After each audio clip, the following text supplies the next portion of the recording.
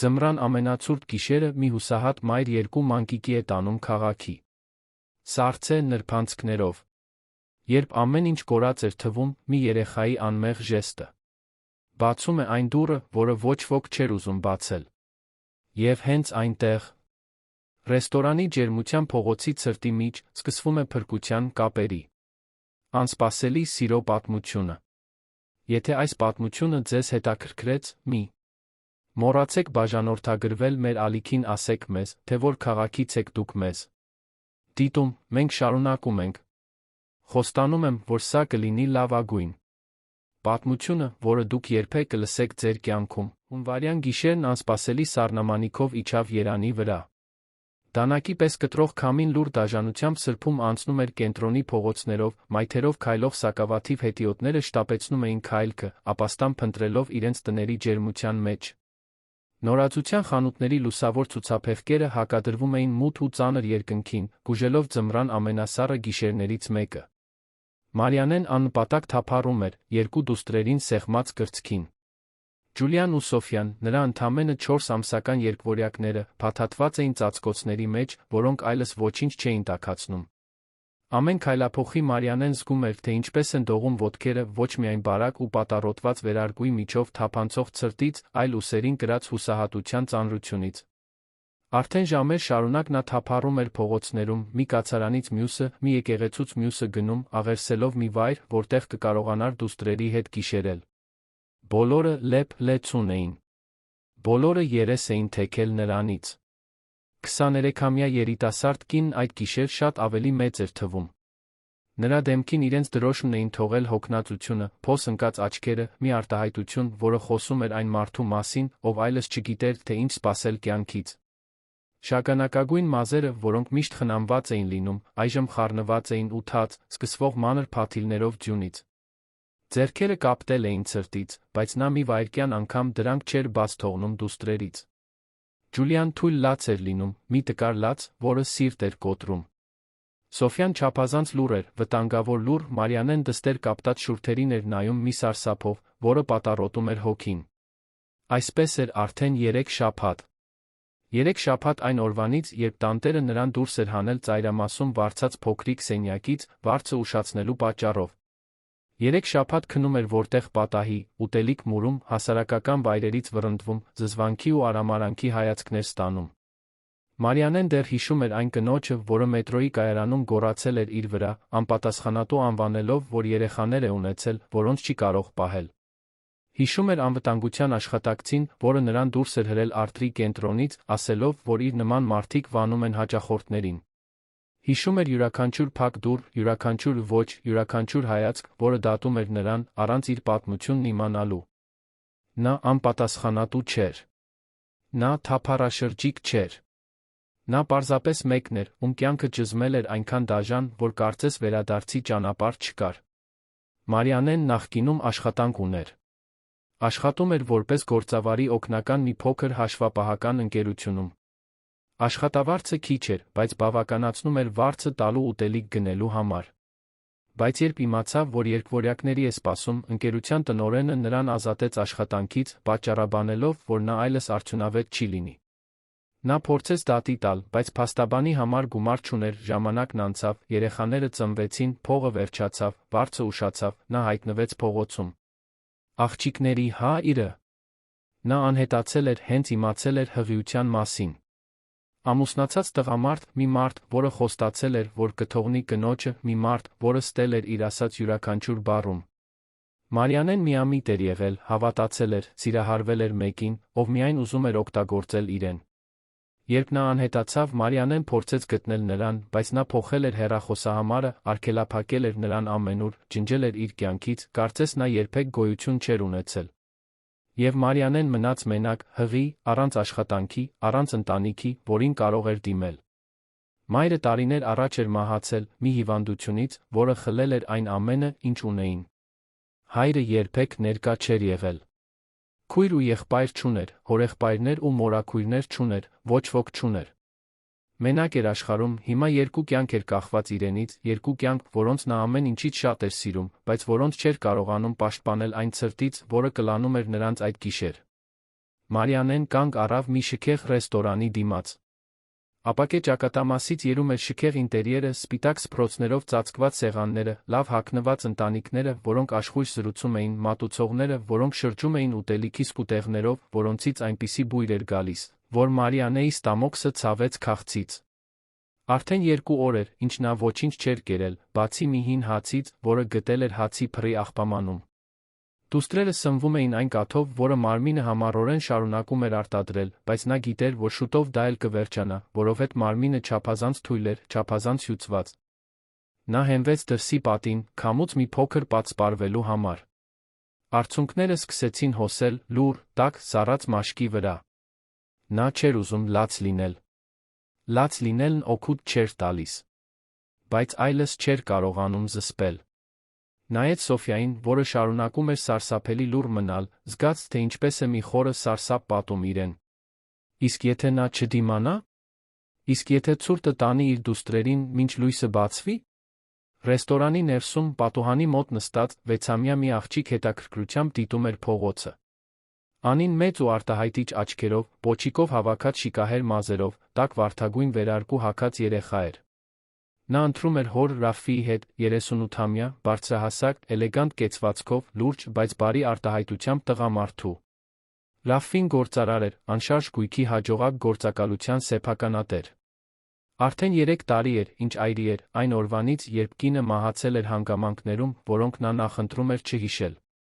Այդ օրվանից նա մենակ էր մեծացնում Անիին, փորձելով միաժամանակ հայր-մայր լինել, իր վրա կրելով լուռ մեղքի զգացումը, որ չի կարողանում լրացնել այն դատարկությունը, որը մոր բացակայությունը թողել էր աղջկա կյանքում։ Անին առանց մեծ ախորժակի խառնում էր մակարոնով լի ափսեն, ցրված նայելով մշուշոտ պատուհանից դուրս։ Հենց այդ պահին նրա աչքերը շարժուն նկատեցին մայթին։ Մի գծկված կերպարանք, պատին հենված։ Անին գլուխը թեքեց, փորձելով ավելի լավ տեսնել։ Ձեռքով մաքրեց ապակին, աչքերը լայն բացվեցին, երբ հասկացավ, որ դա մի կին է։ Մի կին, 2 նորածիններով գրկին։ Եվ ծածկոցից դուրս մնացած փոքրիկ ձեռքերը կապտել էին։ Աղջիկը մի թռիչքով վեր կացավ աթոռից։ Ռաֆին, որը հեռախոսով նամակներն էր ստուգում, զարմացած բարձրացրեց հայացքը։ Անի, ուր ես գնում։ Բայց աղջիկն արդեն վազում էր դեպի ռեստորանի դուռը։ Ռաֆին թողեց հեռախոսը, շփոթված գնաց նրա հետից։ Երբ մուտքի մոտ հասավ դստերը, տեսավ, որ Անին կանգնած է մայթին, Մարիանեին նայելով ցնցումի կարեկցանքի այնպիսի արտահայտությամբ, որը նա երբեք չէր տեսել դստեր դեմքին։ Հայրիկ, նա մրսում է, ասաց Անին դողացող ձայնով։ Նայիր երեխաներին, հայրիկ։ Նրանք շատ են մրսում։ Ռաֆին հետեց դստեր հայացքին, զգաց, թե ինչպես մի բան սեղմվեց կրծքում։ Մարիանեն հայացքը բարձրացրեց նրա վրա, հոգնած աչքեր, որոնք այլս ոչինչ չէին սպասում ոչ wokից։ Նա պատրաստվում էր ներողություն խնդրել այնտեղ լինելու համար, պատրաստվում էր վեր կենալ ու հեռանալ, բայց բառերը դուրս չեկան։ Չափազանց հոգնած էր նույնիսկ խոսելու համար։ Ռաֆին նայեց նորածիններին։ Տեսավ Սոֆյայի կապտած շուրթերը, տեսավ Ջուլիայի թույլ լացը։ Տեսավ, թե ինչպես է Մարիանեն նրանց պահում, այն մայրական հուսահատությամբ, որը գիտի, որ պարտվում է պայքարում։ Եվ մի բան կոտրվեց նրա ներսում։ Չմտածեց։ Չվարանեց։ Պարզապես գործեց։ Ներս եկեք, ասաց նա հաստատակամ, բայց բարի ձայնով։ Խնդրում եմ, ներս եկեք։ Մարիանեն թարթեց աչքերը, կարծես վստահ չէր, որ ճիշտ լսեց։ Ինչ։ Ներս եկեք ռեստորան։ Շատ ցուրտ է։ Դուք պետք է տաքանաք։ Մարիանեն կասկածանքով նայեց նրան։ Նա սովոր էր դատարկ խոստումներին, մարդկանց, որոնք ծածնում էին, թե օգնում են, միայն թե հետո նվաստացնեն իրեն։ Բայց Ռաֆիի հայացքում մի բան կար, մի անկեղծ բան, մի բան, որը նա վաղուց չէր տեսել։ Եվ դուստրերը մահանում էին ցրտից։ Նա չէր կարող հրաժարվել։ Դժվարությամբ վեր կացավ, ոտքերը դողում էին, հետեց Ռաֆիին ռեստորանի ներս։ Անին քայլում էր նրա կողքին, հիացմունքով ու անհանգստությամբ նայելով նորածիններին։ Հենց ներս մտան, Մարիանեն զգաց, թե ինչպես է միջավայրի ջերմությունը պարուրում իրեն, դա այնքան ուժեղ էր, որ քիչ մնաց ուշաթափվեր։ Ոտքերը թուլացան, բայց Ռաֆին բռնեց նրա թից, առաջնորդելով դեպի բուխարու մոտ գտնվող սեղանը։ Մյուս հաճախորդները նայեցին, ոմանք հետաքրքրությամբ, մյուսները ակնհայտ դժգոհությամբ։ Ռեստորանում շշուկներ սկսվեցին։ Միջին տարիքի մի կին այնքան բարձր մեկնաբանեց, որ լսելի լիներ։ Անհեթեթություն է թույլ տալ այսպիսի բաներ այստեղ։ Ռաֆֆին սառը հայացքով շրջվեց նրա կողմը։ Տիկին, եթե որևէ խնդիր ունեք, կարող եք հեռանալ։ Կինը բերանը բացեց վրդովված, բայց այլս ոչինչ չասաց։ Ռաֆֆին իր ուշադրությունը դարձրեց Մարիանեին, որը նստած ուժգին դողում էր։ Նա կանչեց մատուցողին, խնդրեց ծածկոցներ, տաք ապուր, հաց, ջուր։ Մատուցողը վարանեց, արամարանքով նայելով Մարիանեին, բայց Ռաֆֆին կրկնեց խնդրանքը մի տոնով, որը հարցականի տակ չէր դրվում։ Ծածկոցները առաջինը բերեցին։ Ռաֆֆին վերցրեց մեկը, զգուշությամբ փաթաթեց Մարիանեին։ Հետո վերցրեց մյուսը, օգնեց ավելի լավ փաթաթել նորածիններին։ Անին մոտեցավ, ձեռքը մեկնելով դիպչելու Ջուլիայի կապտած ձեռքին։ Երեխան բռնեց Անիի մատը, աղջիկը հուզված ժպտաց։ Նրանք այնքան փոքրիկ են, մրմնջաց Անին։ Ինչ են նրանց անունները։ Մարիանեն նայեց աղջկան, մի բան հալվեց նրա ներսում։ Այնքան վաղուց էր, ինչ որը մեկը նրան որպես մարդ չէր վերաբերվել, այնքան վաղուց էր, ինչ որը մեկը անկեղծ հետաքրքրություն չէր ցուցաբերել։ Ջուլիա Սոֆիա, պատասխանեց նա խռպոտ ձայնով։ Երկվորյակներ են։ Ինչ գեղեցիկ անուններ են, ասաց Անին, իսկ հետո նայեց հորը։ Հայրիկ, մենք կարող ենք օգնել նրանց։ Ռաֆֆին նայեց դստերը, զգաց, թե ինչպես է սիրտը սեղմվում։ Անին ամաչկոտ, զուսպ երեխա էր, որը հազվադեպ էր ուժեղ զգացմունքներ ցուցաբերում։ Մորը կորցնելուց հետո նա փակվել էր իր մեջ, դարձել լուռ ու հեռու։ Բայց այդ պահին նրա աչքերում կյանք կար, կարեկցանք կար, մի բան կար, որը նա տարիներով չէր տեսել։ Կօգնենք, այո, պատասխանեց Ռաֆֆին, նայեց Մարիանեին։ Ձեր անունն ի՞նչ է։ Մարիանե։ Մարիանե, ես Ռաֆֆին եմ, իսկ սա իմ դուստր Անին է։ Դուք այստեղ կմնաք այնքան, որքան անհրաժեշտ է։ Մենք կապահովենք, որ ձեր դուստրերը լավ լինեն։ Մարիանեն զգաց, որ արցունքները վերադառնում են, բայց այս անգամ դրանք այլ արցունքներ էին։ Դրանք հուսահատության արցունքներ չէին, այլ մի բանի, որի անունը նա այլս չգիտեր։ Թեթացում։ Երախտագիտություն։ Հո՛իս։ Ապուրը բերեցին, գոլորշին վրան, Մարիանեն կերավ այնպես, կարծես վաղվա օր չկար, մինչ Ռաֆֆին պահում էր Ջուլիային, որպեսզի նա կարողանա երկու ձեռքով ուտել։ Անին պահում էր Սոֆիային, որը սկսում էր ավելի շատ շարժվել, արձագանքել ջերմությանը, կամաց-կամաց վերականգնելով շուրթերի գույնը։ Ջուլիան նույնպես սկսեց ավելի ուժեղ լաց լինել, առողջ լաց, մի նորածնի լաց, որը կենդանի է լավ։ Երբ Մարիանեն վերջացրեց ուտելը, իրեն ավելի մարդ զգաց, քան վերջին օրերին։ Բայց վախը դեռ այնտեղ էր, վախը, որ սա ընդամենը ժամանակավոր է, որ շուտով նա կրկին կվերադառնա փողոցի ցրտին։ Ռաֆֆին նկատեց նրա դեմքին։ Այս գիշեր գնալու տեղ ունեք։ Մարիանեն հայացքը խոնարհեց, գլխով բացասական շարժում արեց։ Ռաֆֆին նայեց Անին, որն այնքան զգուշությամբ էր պահում Սոֆիային, իսկ հետո նորից նայեց Մարիանեին։ Նա գիտեր, որ այն, ինչ պատրաստվում էր անել, կարող էր խելագարություն, անխոհեմություն թվալ, բայց մի բան իր ներսում չէր կարող պարզապես թողնել, որ այդ կինն ու այդ նորածինները վերադառնան ցրտին։ Եկեք իմ տուն, ասաց նա։ Գիշերն այնտեղ անցկացրեք։ Վաղը կտեսնենք, թե ինչ անել, բայց այսօր դուք փողոցում չեք քնելու։ Մարիանեն անհավատալի հայացքով նայեց նրան։ Պարոն, դուք ինձ չեք ճանաչում։ Գիտեմ։ Բայց գիտեմ, որ դուք օգնության կարիք ունեք, գիտեմ, որ կարող եմ գոնե մեկ անվտանգ գիշեր առաջարկել։ Ընդունեք։ Ձեր դուստրերի համար։ Մարիանեն նայեց Ջուլիային ու Սոֆիային, որոնք հիմա ավելի հանգիստ էին, ավելի տաք։ Նայեց Անին, որը նրան ժպտում էր այն մանկական քնքշությամբ։ Նայեց Ռաֆֆիին, որն ուներ հաստատակամ ազնիվ հայացք։ Եվ երկար ժամանակ անց առաջին անգամ թույլ տվեց իրեն վստահել։ Լավ, շշնջաց նա։ Շնորհակալ եմ։ Դեպի Ռաֆֆիի տուն ճանապարհը լուռ էր։ Մարիանեն մեքենայի հետի նստատեղին էր, պահելով երկվորյակներին, մինչ Անին անընդհատ շրջվում էր նրանց նայելու, հիացած։ Ռաֆֆին լուռ վարում էր, բայց միտքը խառնված էր։ Ինչ էր նա անում։ Մի անծանոթի տուն էր տանում։ Բայց երբ հետի հայելուց տեսնում էր Մարիանեին, որն այդ հուսահատ սիրով պահում էր դուստրերին, գիտեր, որ ճիշտ ընտրություն է կատարել։ Ռաֆֆիի տունը գտնվում էր Արաբկիրի բնակելի թաղամասերից մեկում, հանգիստ անվտանգ վայրում։ Դա մեծ, խնամված տուն էր, բայց միշտ չափազանց դատարկ էր թվում ընդամենը 2 հոգու համար։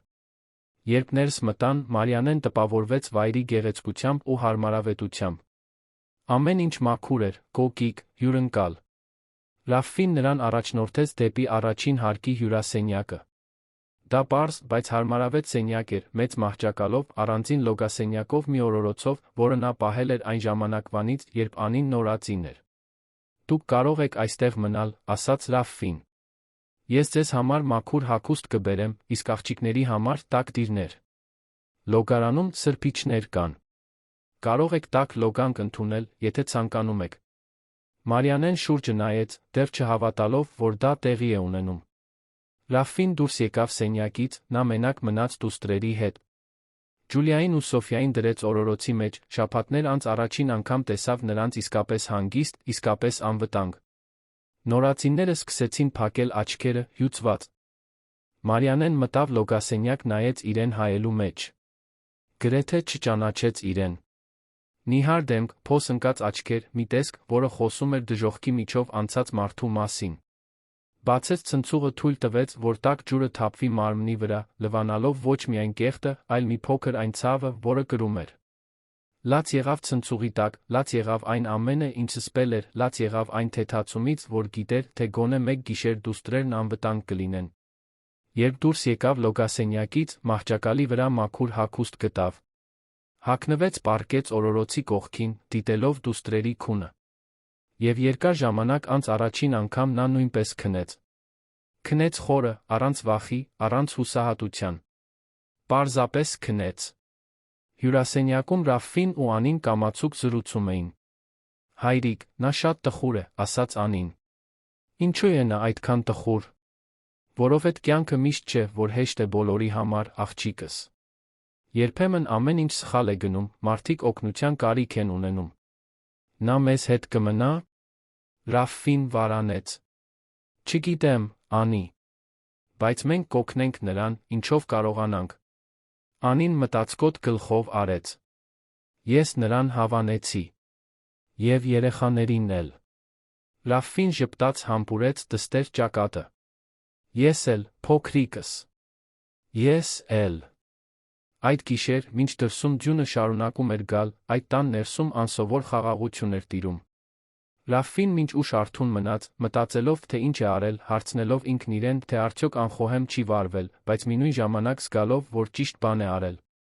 Այդ կնոջ մեջ մի բան կար, որը խորապես հուզել էր իրեն։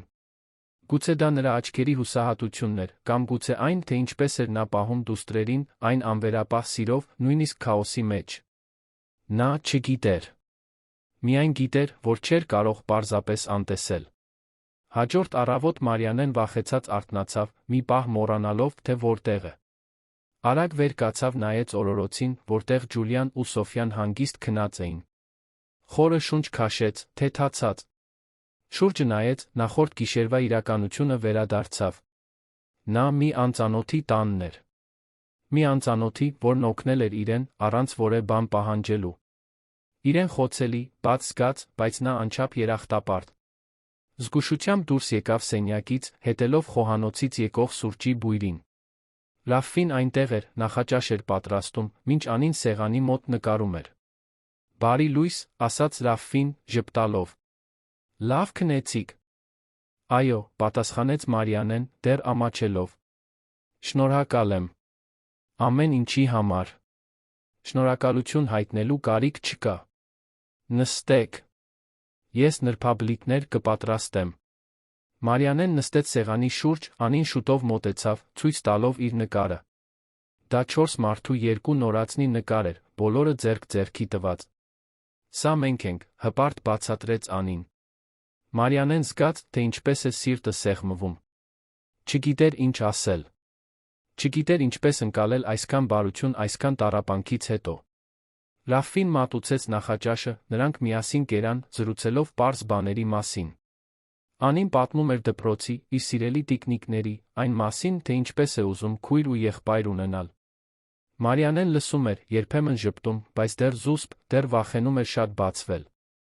Երբ վերջացրին, Ռաֆֆին Մարիանեին հրավիրեց հյուրասենյակ զրուցելու։ Անին մնաց հեռուստացույց դիտելու, նրանց առանձնանալու հնարավորություն տալով։ Մարիանե, ասաց Ռաֆֆին լուրջ, բայց բարի տոնով։ Ես ուզում եմ ձեզ օգնել։ Բայց պետք է մի փոքր ավելին իմանամ ձեր իրավիճակի մասին։ Ընտանիք ունեք։ Ընկերներ։ Մարիանեն գլխով բացասական շարժում արեց։ Ոչ։ Ոչ ոք չունեմ։ Իսկ աղջիկների հայրը։ Մարիանեն զայրույթ զգաց, բայց կուլ տվեց այն։ Նա անհետացավ, երբ իմացավ, որ հղի եմ։ Ամուսնացած տղամարդ է։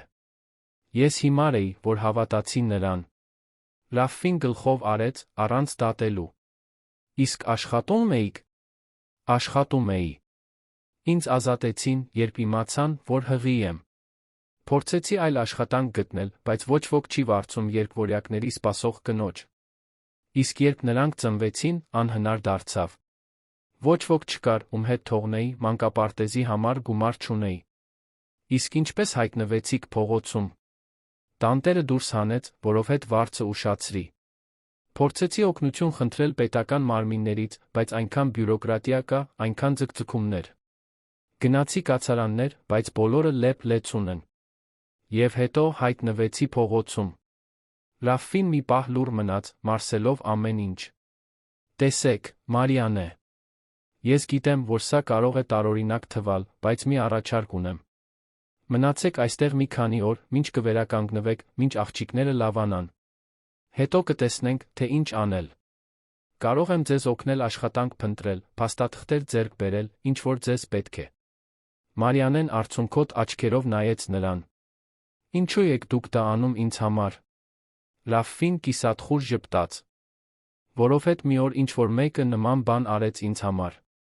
Երբ կինս հիվանդացավ, մի տիկին, որին հազիվ էինք ճանաչում, մեզ օգնեց այնպես, որ երբեք չեմ մոռանա։ Նա ոչ մի պատճառ չուներ, բայց օգնեց։ Եվ ես ինքս ինձ խոստացա, որ եթե մի օր կարողանամ այդ բարությունը վերադարձնել աշխարհին, կանեմ դա։ Կարծում եմ, այդ օրը եկել է։ Մարիանեն չկարողացավ զսպել արցունքները։ Գրկեց Ռաֆֆիին, լաց լինելով, հեկեկոցների միջից շնորհակալություններ շշնջալով։ Եվ Ռաֆֆին պարզապես պահեց նրան, թույլ տալով, որ նա թափի այն ամենը, ինչ կուտակվել էր։ Անին հայտնվեց դռան մոտ, տեսավ տեսարանը վազեց գրկելու նա Մարիանեին։ Եվ այնտեղ, այդ գրկախառնության մեջ, մի բան սկսեց ձավորվել։ Մի փխրուն, բայց իրական բան։ Մի կապ, որը կփոխեր նրանց բոլորի կյանքը ընդմիշտ։ Հաջորդող օրերը հայտնագործությունների հարմարվողականության խառնուրդ էին։ Մարիանեն, որը սկզբում մտածում էր մնալ ընդամենը մեկ գիշեր, մնաց մեկ շաբաթ, հետո երկու։ Ռաֆֆին պնդեց, ասելով, որ նա պետք է վերականգնվի, որ երեխաներին կայունություն է պետք։ Եվ Մարիանեն, թե վախենում էր բեռ դառնալուց, համաձայնեց մի փոքր էլ մնալ։ Տան առօրյան սկսեց բնականոն կերպով ձավորվել։ Մարիանեն վաղ էր արթնանում, երկվորյակների հետ միասին, շուտով Անին հայտնվում էր սենյակում, ցանկանալով տեսնել երեխաներին, խաղալ նրանց հետ, օգնել տակտիրները փոխել։ Աղջիկը լիովին հիացած էր Ջուլիայով Սոֆիայով ժամերով դիտում էր փոքրիկների յուրաքանչյուր շարժում, յուրաքանչյուր ժպիտ, յուրաքանչյուր ժեստ։ Կարծես այդ երեխաներն արթնացրել էին Անիի մեջ մի քնած բան, մի ուրախություն, որը Ռաֆֆին չէր տեսել դստեր մեջ մոր մահից ի վեր։ Ռաֆֆին, իր հերթին, ամեն ինչ դիտում էր բավարարվածության անհանգստության խառնուրդով։ Բավարարվածություն, տեսնելով Անին այդքան երջանիկ, այդքան կենդանի։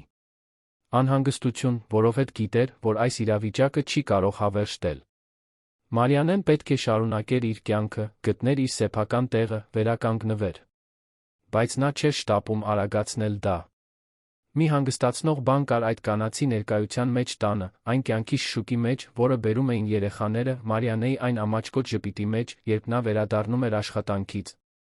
Մի առավոտ, երբ Ռաֆֆին սուրճ էր խմում գրասենյակ գնալուց առաջ, Մարիանեն խոհանոցում հայտնվեց, երկվորյակներին գրկած։ Անին դպրոց էր գնացել, տունը լուռ էր, միայն երեխաների մեղմ թոթովանքի ձայնն էր լսվում։ Ռաֆֆի, ես պետք է ձեզ հետ խոսեմ, ասաց Մարիանեն վարանելով։ Իհարկե։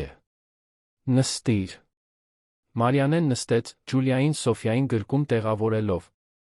Ես չեմ կարող այստեղ մնալ, ոչինչ չանելով։ Դուք արդեն այնքան բան եք արել ինձ համար, մեզ համար։ Ես ուզում եմ ինչ-որ կերպ օգնել։ Թույլ տվեք տունը հոգալ, ուտելիք պատրաստել, մաքրել։ Ցանկացած բան։ Ռաֆֆին ժպտաց։ Մարիանե, դուք պարտավոր չեք։ Պարտավոր եմ, այո, ընդհատեց նա վճռականորեն։ Ես պետք է զգամ, որ ինչ-որ բանով նպաստում եմ։ Խնդրում եմ։ Ռաֆֆին նայեց նրան, նկատեց վճռականությունն այդ աչքերում։ Մարիանեն ողորմություն չէր խնդրում։ Նա արժանապատվություն էր խնդրում։ Լավ, համաձայնեց նա։ Եթե դա քեզ ավելի հարմարավետ կզգացնի, կարող ես տունը հոգալ։ Բայց ուզում եմ, որ իմանաս, որ դա պարտականություն չէ։ Դու այստեղ ես, որովհետև ես եմ ուզում, որ լինես, ոչ թե որովհետև ինձ սպասուհի է պետք։ Գիտեմ, պատասխանեց Մարիանեն, ժպտալով առաջին անգամ այստեղ գալուց ի վեր։ Եվ շնորհակալ եմ դրա համար։ Բայց պետք է ինձ օգտակար զգամ։ Եվ այսպես սկսվեց նոր դինամիկա։ Մարիանեն տպավորիչ նվիրումով ստանձնեց տան խնամքը։ Վաղ էր արթնանում, նախաճաշ էր պատրաստում, սենյակները հավաքում, լվացք անում, եփում։ Եվ այս ամենն անում էր չանտեսելով երկվորյակներին, որոնք միշտ նրա հետ էին կապված մի ինքնաշեն կտորե պայուսակի մեջ, որը Ռաֆֆին գնել էր նրա կյանքը հեշտացնելու համար։ Ռաֆֆին աշխատանքից վերադառնում էր տունը գտնում մաքուր, բուրավետ, հյուրընկալ։ Սեղանի ուտելիքը պարզ էր, բայց սիրով պատրաստված։ Եվ օդում մի ուրիշ բան կար, մի բան, որի անունը նա չգիտեր։ Տունը տարիներ անց առաջին անգամ կենդանի էր թվում։ Այն այլս այն դատարկ ու լուռ տարածքը չէր, որտեղ ինքն ու Անին պարզապես գոյություն ունեին։ Այն օջախ էր։ Անին ցնծում էր։ Դպրոցից գալիս էր վազում խաղալու երկվորյակների հետ, որոնք արդեն սկսում էին ճանաչել նրան ժպտալ, երբ տեսնում էին։ Աղջիկը սեփական առօրյա էր ստեղծել։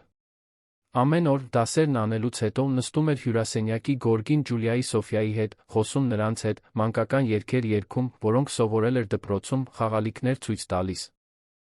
Մարիանեն այդ տեսարանը դիտում էր սրտի թրթիռով։ Անին իր դուստրերին տալիս էր մի բան, որը ինքը մենակ չէր կարող տալ, ուշադրություն, խաղ, մի երեխայի ներկայություն, որը նրանց վերաբերվում էր որպես քույրերի։ Եվ կամաց-կամաց Մարիանեն հասկացավ, որ ոչ միայն իր դուստրերն էին կապվում։ Ինքը նույնպես։ Անին, տանը Ռաֆֆին։ Ռաֆֆին սկսեց ավելի շուտ գալ աշխատանքից։ Ասում էր, որ դա այն պատճառով է, որ ուզում է ավելի շատ ժամանակ անցկացնել Անիի հետ, բայց խորքում գիտեր, որ դա այն պատճառով է, որ ուզում է լինել այնտեղ, այն տանը, որն այժմ կյանք ուներ։ Նա Մարիանեն սկսեցին ավելի շատ զրուցել ընթրիքների ժամանակ, երբ Անին քնելու էր գնում։ Զրույցներ ամեն ինչի ոչնչի մասին։ Յուրաքանչյուրի մանկության, հին երազանքների, հիասթափությունների հույսերի մասին։ Այդպիսի գիշերներից մեկում Մարիանեն վերջապես պատմեց իր ամբողջ պատմությունը։ Պատմեց մոր մասին, որը մենակ էր մեծացրել իրեն, օր ու գիշեր աշխատելով, լավագույնը տալու համար։ Պատմեց բացակա հոր մասին, որը երբեք չէր հետաքրքրվել իրենով։ Պատմեց, թե ինչպես է միշտ ջանասեր աշակերտ եղել, թե ինչպես էր երազում կառավարման ֆակուլտետ ընդունվել, բայց գումար չուներ։ Պատմեց այն աշխատանքի մասին, որը մեծ ջանքերով էր ձեռք բերել, թե ինչպես էր նվիրվել, թե ինչպես էր հավատում, որ վերջապես ինչ-որ բան է կառուցում։ Եվ հետո պատմեց նրա մասին։ Արթուրի։ Մի հմայիչ տղամարդ, 10 տարով մեծ, որն աշխատում էր նույն ընկերությունում։ Նա ամուսնացած էր, բայց ասել էր, որ ամուսնությունը վերջացած է, որ ամուսնալուծությունը ընդամենը ժամանակի հարց է։ Մարիանեն, միամիտ ու սիրահարված, հավատացել էր։ Նրանք սկսել էին գաղտնի հարաբերություններ, լի խոստումներով, ապագայի պլաններով։ Արթուրն ասում էր, որ սիրում է իրեն, որ միասին են լինելու, որ ընտանիք են կազմելու։ Երբ Մարիանեն իմացավ, որ հղի է, վախեցած էր, բայց նա հույսով լի։ Մտածեց, որ դա կարագացնի նրանց պլանները։ Բայց երբ պատմեց Արթուրին, տեսավ, թե ինչպես է իր սիրած տղամարդը վերածվում սառը դաժան անծանոթի։ Նա ասաց, որ ինքն անզգույշ է եղել, որ խնդիրն իրենն է, որ ինքը չի թողնելու կնոջը դրա պատճառով։ Գումար առաջարկեց, որպեսզի նա լուծի խնդիրը, ինչպես ինքն անվանեց։ Բայց Մարիանեն հրաժարվեց։ Չէր հրաժարվելու այդ կյանքերից։ Եվ Արթուրն անհետացավ։ Ավելի վատ, նա ստիպեց, որ իրեն աշխատանքից ազատեն։ Պատմություններ հորինեց իր մասին, ասաց, որ անկայուն է, որ փորձել է շանտաժի ենթարկել իրեն։ Եվ Մարիանեն մնաց մենակ, հղի, գործազուրկ հոգեպես կոտրված։ Երբ իմացավ, որ երկվորյակներ են, հուսահատությունն աճեց։ Ինչպես էր մենակ 2 երեխա պահելու։ Բայց ընտրություն չուներ։ Վաճառեց այն ամենը, ինչ արժեքավոր ուներ, բժշկական այցելությունների ծննդաբերության համար վճարելու։ Ծայրամասի մի պանսիոնատում փոքրիկ սենյակ գտավ։ Եվ երբ Ջուլիան ու Սոֆյան ծնվեցին, Մարիանեն այնպիսի անսահման սեր զգաց, որ քիչ մնաց խեղդվեր։ Այդ 2 աղջիկներն այն ամենն էին, ինչ ուներ աշխարհում։ Բայց գումարը շուտ վերջացավ։ Փորձեց փողոցում քաղցրավենիք վաճառել, բայց դժվար էր 2 փոքր երեխաների հետ։ Հարանները բողոքում էին աղջիկների լացից։ Տանտերն անհամբեր էր։ Եվ հետո եկավ վտարումը։ Մարիանեն պատմությունն ավարտեց, արցունքները հոսում էին դեմքով։ Լավին լուր լսում էր նրան խորը զայրույթ էր զգում այն տղամարդու հանդեպ, որը քանդել էր նրա կյանքը։ Բայց նա անսահման հիացմունք էր զգում այն կնոջ հանդեպ, որն այսքան բանի միջով էր անցել, դեռ ոտքի վրա էր, դեռ պայքարում էր իր դուստրերի համար։ Դու շատ ուժեղ ես, Մարիանե, ասաց Լավին անկեղծորեն։ Ավելի ուժեղ, քան պատկերացնում ես։ Ես ինձ ուժեղ չեմ զգում, պատասխանեց նա, սրբելով արցունքները։ Ես ինձ հոգնած եմ զգում։ Հյուծված։ Ուժը երբեք չհոգնելու մեջ չէ։ Այն շարունակելու մեջ է, նույնիսկ երբ հյուծված ես։ Եվ դու շարունակել ես։ Նրանց համար։ Մարիանեն նայեց Լավին մի տարօրինակ բան զգաց կրծքում։ Այդ տղամարդը տարբերվում էր բոլորից, ում ճանաչել էր։ Նա չէր դատում իրեն։ Չէր մեղադրում։ Պարզապես տեսնում էր իրեն, իսկապես։ Իսկ դուք, հարցրեց Մարիանեն։ Դուք էլ պատմություն ունեք։ Անին ինձ ասաց, որ իր մայրը մահացել է։ Ինչպես է եղել։ Լավին հոգոց հանեց, կարծես այդ հարցը ֆիզիկապես ցավեցրեց։ 3 տարի առաջ էր։ Ավտովթար։ Սոնան, կինս, բժշկական զննումից էր վերադառնում։ Հարբած վարորդը անցել էր կարմիր լույսի տակով բախվել նրա մեքենային։ Նա չդիմացավ։ Մարիանեն զգաց, որ արցունքները վերադառնում են։ Ցավակցում եմ։ Ես էլ։ Անին ընդամենը 3 տարեկան էր։ Նա հազիվ է հիշում մորը, ինչը մի կողմից թեթացում է, բայց նա շատ տխուր է։ Ես փորձում եմ ամեն ինչ լինել նրա համար, բայց գիտեմ, որ բավարար չեմ։ Երեխային մայր է պետք։ Դուք անում եք ձեր լավագույնը։ Անին հրաշալի աղջիկ է։ Դա ձեր արժանիքն է։ Լավին տխուր ժպտաց։ Շնորհակալ եմ։ Բայց ճշմարտությունն այն է, որ ես ինձ անընդհատ մեղավոր եմ զգում։ Մեղավոր, որ ավելի շատ ուշադրություն չեմ դարձրել այն ժամանակին, որ ունեինք։ Մեղավոր, որ չեմ կարողանում լրացնել այն դատարկությունը, որը նա թողեց։ Մեղավոր, որ անընդհատ աշխատում եմ Անին դայակների հետ եմ թողնում։ Դուք չեք կարող ձեզ մեղադրել այն բաների համար, որոնք չեք վերահսկում։ Բոլորն այդպես են ասում։ Բայց դա այդքան պարզ չէ։ Նրանք մի որոշ ժամանակ լուռ մնացին, յուրաքանչյուրը կորած իր մտքերի մեջ, բայց կիսելով այդ խոցելիության պահը։ Գիտես, ասաց Լավին որոշ ժամանակ անց։ Քո գալուց ի վեր տունը փոխվել է։ Անին է փոխվել։ Նա ավելի երջանիկ է, ավելի կենդանի։ Եվ ես էլ։ Մարիանեն զգաց, որ դեմքը տաքանում է։ Ես պարզապես փորձում եմ մի փոքր հատուցել այն, ինչ դուք արել եք ինձ համար։ Դա միայն դա չէ։ Դու մի բան բերեցիր, որը պակասում էր այստեղ։ Կյանք։ Ջերմություն։ Իմաստ։ Մարիանեն չգիտեր ինչ պատասխանել։ Նյարդայնացած նայեց ձեռքերին։ Լավին նկատեց նրա անհարմարությունը, փոխեց թեման։ Վաղը քեզ կտանեմ մի քանի փաստաթուղթ կարգավորելու։ Պետք է տեսնենք քո աշխատանքային իրավիճակը, գրանցենք աղջիկներին, ստանանք այն նպաստները, որոնց իրավունք ունես։ Լավի, դուք արդեն չափազանց շատ եք արել։ Եվ ավելին կանեմ։ Որովհետ ուզում եմ։ Որովհետ ինձ լավ է զգացնում օգնելը։ Թույլ տուր դա անեմ, խնդրում եմ։ Մարիանեն հուզված գլխով արեց։ Չգիտեր, թե ինչպես է մի օր վճարելու այս ամենի համար, բայց գիտեր, որ երախտապարտ է։ Խորապես երախտապարտ։ Հաջորդող շաբաթներին Լավին կատարեց իր խոստումը։ Մարիանեին տարավ տարբեր պետական մարմիններ, օգնեց նրան փաստաթղթեր ձեռք բերել, նպաստների դիմումներ ներկայացնել։ Դա բյուրոկրատական հոգնեցուցիչ գործընթաց էր, բայց Ռաֆին միշտ այնտեղ էր, համբերատար, օգտակար, թարգմանելով ձատխտերի բարդ լեզուն, ուղղորդելով նրան, թե ինչ անել։ Մարիանեն իմացավ, որ պետական նպաստի իրավունք ունի, շատ չէր, բայց ինչ-որ բան էր։ Նա կարողացավ Ջուլիային Սոֆիային գրանցել պետական մանկապարտեզում, որտեղ տեղ կբացվեր 2 ամսից։ Կամաց-կամաց կտորները սկսեցին իրար միանալ։ Մարիանեն սկսեց տեսնել հնարավոր ապագա, մի ապագա, որտեղ ինքն ու իր դուստրերը արժանապատիվ կյանք կունենային։ Բայց մի բան բարդացնում էր ամեն ինչ։ Որքան շատ ժամանակ էր անցկացնում այդ տանը, այնքան ավելի դժվար էր դառնում պատկերացնել այնտեղից հեռանալը։ Մարիանեն կապվել էր առօրյային, տանը, Անիին և Ռաֆին, հատկապես Ռաֆին։ Նա փորձում էր անտեսել այն զգացմունքները, որոնք սկսում էին առաջանալ։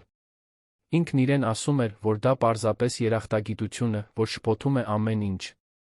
Բայց չէր կարողանում ժխտել այն թրթիռը, որ սիրտը զգում էր, երբ լսում էր նրա մեքենայի ձայնը։ Չէր կարողանում ժխտել այն հաճույքը, որ զգում էր նրա համար ուտելիք պատրաստելիս, նրա ժպիտը տեսնելիս, նրա հետ մինչ ուշ գիշեր զրուցելիս։ Ռաֆին նույնպես զգում էր, որ ինչ-որ բան փոխվում է։ Իրեն բռնում էր Մարիանեի մասին մտածելիս աշխատանքի ժամանակ, անհամբեր սպասելով տուն վերադառնալուն։ Սիրում էր տունը հավաքված, ուտելիքը պատրաստ գտնել, նրա ամաչկոտ ժպիտը, երբ ինքը գալիս էր։ Սիրում էր տեսնել Անիին այդքան երջանիկ։ Սիրում էր այն պահերը, երբ միասին նստում էին հյուրասենյակում, մինչ երեխաները խաղում էին, պարզապես զրուցում էին ամեն ինչի ոչնչի մասին։ Բայց երկուսն էլ վախենում էին։ Վախենում էին սխալ հասկանալուց, վախենում էին փչացնելուց այն, ինչ ունեին, վախենում էին նորից վիրավորվելուց։ Անին էր, որ անմեղորեն բարձրացրեց հարցը։ Մի երեկո, ընթրիքի ժամանակ, աղջիկը նայեց Մարիանեին հարցրեց. «Մարիանե, դու այստեղ հավերժ կմնաս»։ Մարիանեն սառեց, չիմանալով ինչ պատասխանել։ Ռաֆին նույնպես լարվեց։ Ես չգիտեմ, փոքրիկս։ Ինչու ես հարցնում։ Որովհետև ես ուզում էի, որ դու մնայիր։ Դու, Ջուլիան, Սոֆիան։ Ես ձեզ սիրում եմ այստեղ։ Մարիանեն զգաց, որ աչքերը լցվում են։ Ես էլ եմ սիրում այստեղ լինել, Անի։ Բայց մի օր ես պետք է իմ սեփական տունն ունենամ, գիտես։ Ինչո՞վ։ Այստեղ էլ քո տունն է։ Այդքան էլ այդպես չէ, աղջիկս, միջամտեց Ռաֆին, բարի, բայց հաստատակամ։ Մարիանեն իր սեփական կյանքն ունի։ Բայց մենք կարող ենք ընտանիք լինել, չէ՞, պնդեց Անին, նայելով հոր Մարիանեի միջ այն մեծ ու հուսալի աչքերով։ Ռաֆին Մարիանեն իրար նայեցին, շփոթված։ Հաջորդած լռությունը ծանր էր, լի չասված զգացմունքներով։ Թողնենք, որ ամեն ինչ բնականon ընթանա, լավ, Անի, վերջապես ասաց Ռաֆին։ Պետք չէ շտապեցնել ոչինչ։ Անին գլխով արեց, բայց Մարիանեն նկատեց հիասթափությունն աղջկա դեմքին։ Եվ դա ավելի շատ ցավեցրեց, քան սպասում էր։ Այդ գիշեր, երբ Անին արդեն քնած էր, երկվորյակները նույնպես, Մարիանեն մենակ մնաց հյուրասենյակում, մտածելով։ Նա այնտեղ արմատներ էր գցում։ Խորը արմատներ։ Եվ դա նրան վախեցնում էր։ Որովհետև արդեն սովորել էր, ամենավատ ձով, որ չափազանց շատ վստահելը մեկին, չափազանց շատ կախված լինելը մեկից, կարող է քեզ ոչնչացնել։ Ռաֆին հայտնվեց հյուրասենյակում, տեսնելով նրան բազմոցին նստած, մտքերի մեջ կորած։ Չես կարողանում քնել, հարցրեց նա։ Մտածում եմ։ Անիի ասածի մասին։ Մարիանեն գլխով արեց։ Ռաֆին նստեց նրա կողքին, հարգալից հեռավորություն պահպանելով։ Նա ընդամենը երեխա է։ Չի հասկանում, թե որքան բարդ են ամեն ինչ։ Գիտեմ։ Բայց նա ինձ ստիպեց մտածել։ Այն մասին, թե որքան ենք ես ու աղջիկներս արդեն սովորել այստեղ։ Այն մասին, թե որքան դժվար է լինելու հեռանալը։ Դու պարտավոր չես հեռանալ, ասաց Ռաֆին կամացուկ։ Կարող ես մնալ այնքան, որքան պետք է։ Բայց չեմ կարող հավերժ մնալ։ Պետք է իմ սեփական կյանքն ունենամ, իմ անկախությունը։ Արդեն մի անգամ չափազանց շատ եմ կախված եղել մեկից, շատ վատ վերջացավ։ Ես նա չեմ, Մարիանե։ Մարիանեն նայեց Ռաֆին, տեսավ անկեղծություն նրա աչքերում։ Գիտեմ։ Դու լրիվ ուրիշ ես։ Բայց վախենում եմ։ Վախենում եմ չափազանց շատ սովորելուց, չափազանց շատ կապվելուց, հետո նորից ամեն ինչ կորցնելուց։ Հասկանում եմ։ Բայց պետք է վստահես, որ ոչ բոլորն են քեզ վիրավորելու։ Որ աշխարհում լավ մարդիկ կան։ Քեզ նման։ Ռաֆֆին ժպտաց։ Փորձում եմ լինել։ Մարիանեն գրեթե անդիմադրելի ցանկություն զգաց դիպչելու նրա դեմքին, շնորհակալություն հայտնելու ամեն ինչի համար այնպես, ինչպես բառերը չէին կարող արտահայտել։ Բայց զսպեց իրեն։ Չափազանց շուտ էր։ Չափազանց ռիսկային։ Շնորհակալ եմ, Ռաֆֆի։ Ամեն ինչի համար։ Դու փրկեցիր իմ կյանքը։ Փրկեցիր իմ դուստրերի կյանքը։ Միայն ես չէի։ Անին էլ։ Նա էր, որ առաջինը տեսավ քեզ։ Նա էր, որ ստիպեց ինձ կանգ առնել։ Ապա նրան էլ եմ շնորհակալ։ Ամեն օր։ Նրանք այնտեղ նստած մնացին կողք կողքի, հարմարավետ լռության մեջ, յուրաքանչյուրը զբաղված իր զգացմունքներով, բայց միասին այդ պահին։ Հաջորդող օրերին նրանց միջ ինչ-որ բան փոխվեց։ Դա բացահայտ չէր, ակնհայտ չէր։ Բայց օդում լարվածություն կար, միմյանց նկատմամբ նոր գիտակցություն։ Մարիանեն իրեն բռնում էր Ռաֆֆիին դիտելիս, երբ նա չէր նայում։ Ռաֆֆին իրեն բռնում էր Մարիանեի մասին մտածելիս այնպես, որ իրեն շփոթեցնում մեղավոր էր զգացնում։ Մի օր, երբ Մարիանեն լվացքատանը հագուստ էր ծալում, Ռաֆֆին ավելի շուտ տուն եկավ։ Նա գտավ նրան կամացուկ երգելիս աշխատանքի ժամանակ, Ջուլիան քնած էր կողքի շարժական օրորոցում, Սոֆյան գրկում։ Տեսարանն այնքան բնականորեն տնային էր, այնքան հանգստացնող, որ Ռաֆֆին կանգնած մնաց դռան մոտ, պարզապես դիտելով։ Մարիանեն նկատեց նրա ներկայությունը վախեցած շրջվեց։ Ռաֆֆի, դու շուտ ես եկել։ Այսօր կարողացա շուտ դուրս գալ։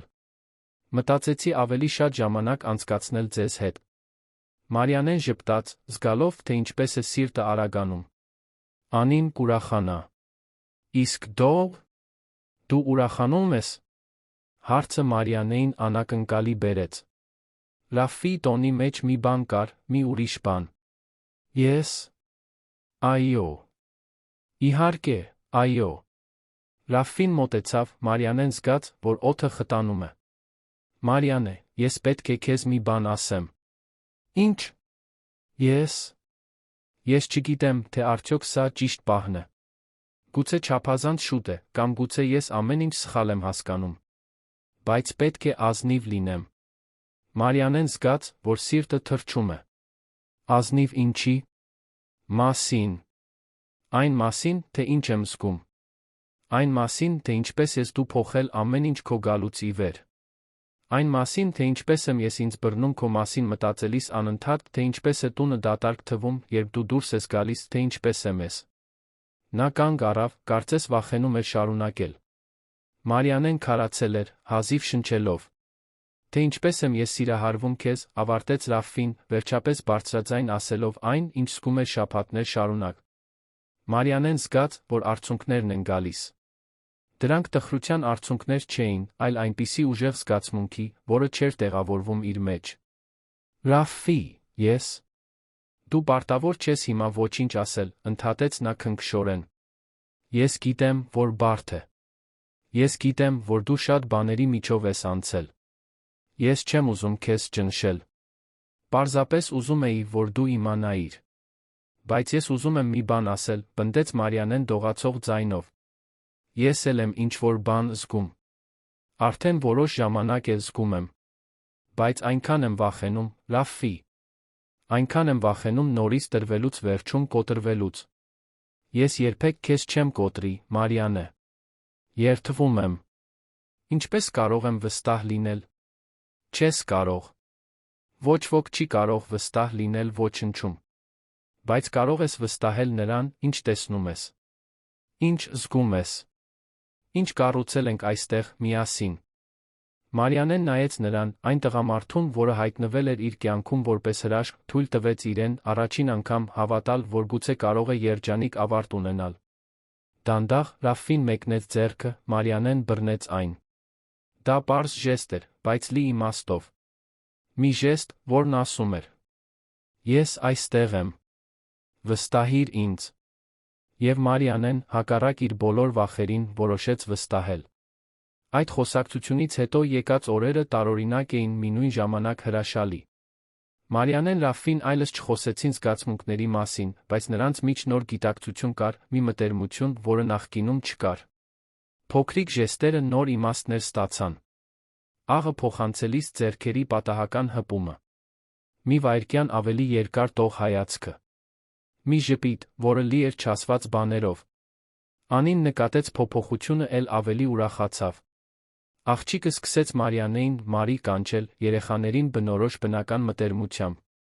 Եվ Մարիանեի սիրտը հալվում էր ամեն անգամ, երբ լսում էր դա։ Ջուլիան Սոֆյան նույնպես մեծանում էին, ավելի ուժեղ, ավելի առողջ, արդեն ճանաչում էին բոլորին։ Ժպտում էին Ռաֆին, երբ նա աշխատանքից գալիս էր, ուրախ ձայներ էին հանում, երբ Անին մոտենում էր։ Բայց ամեն ինչ հարթ չէր։ Որքան շատ էր Մարիանեն իրեն տանը զգում, այնքան ավելի էր աճում նրա մեջ մի կաթվածահար անող վախ։ Վախը, որ սա չափազանց լավ է իրական լինելու համար։ Վախը, որ ցանկացած պահի ամեն ինչ կփլուզվի։ Այս վախը ուտում էր նրան, հատկապես գիշերվա կեսին, երբ արթնանում էր նայում քնած դուստրերին, մտածելով այն ամենի մասին, ինչ կարող էր կորցնել։ Ռաֆին նկատեց, որ Մարիանեն ավելի լուռ է, ավելի հեռու։ Նա դեռ նվիրումով խնամում էր տունը, դեռ պատրաստում էր ուտելիքը, դեռ ժպտում էր։ Բայց մի ուրիշ բան կար, մի ստվեր, որը նախկինում չկար։ Մի օր, Անին դպրոց թողնելուց հետո, Ռաֆին ավելի շուտ տուն վերադարձավ, հույս ունենալով խոսել Մարիանեի հետ։ Գտավ նրան այգում նստած, երկվորյակները խաղում էին նրա կողքի ծածկոցի վրա։ Նա նայում էր դեպի անհայտությունը, մտքերի մեջ կորած։ «Կարող եմ նստել», հարցրեց Ռաֆին մոտենալով։ Մարիանեն գլխով արեց, փորձելով ժպտալ, բայց առանց մեծ հաջողության։ Ռաֆին նստեց նրա կողքին, դիտելով Ջուլիային Սոֆյային, որոնք փորձում էին բռնել փափուկ խաղալիքը։ «Լավ ես», հարցրեց նա զգուշորեն։ «Այո»։ «Մարիանե, պետք չէ ինձ ստել»։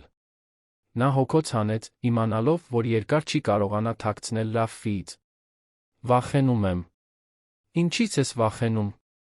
«Այս ամենից»։ Չափազանց շատ սովորելուց։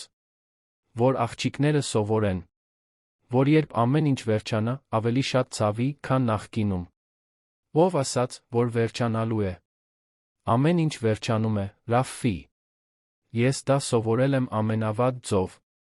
Ռաֆին մի պահ լուռ մնաց, ընտրելով բառերը։ Ես հասկանում եմ քո վախը։